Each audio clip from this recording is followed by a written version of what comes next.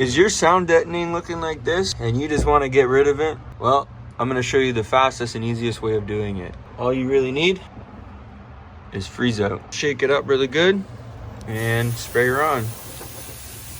It's supposed to get to negative 42 degrees. We'll see about that. It's not frosting up or anything.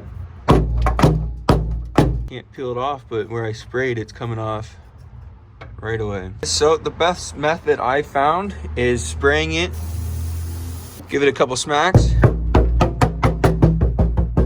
all around, and then grab your pry bar and you can literally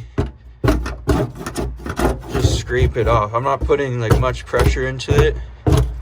Like I'm just digging it in there and she's coming loose. After a little cleanup, this is what she looks like. Pretty good if you ask me.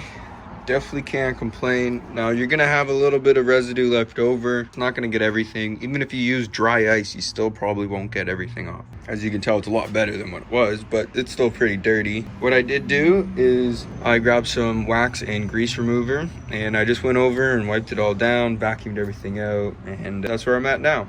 Make sure you guys hit that like button and subscribe for more videos like this.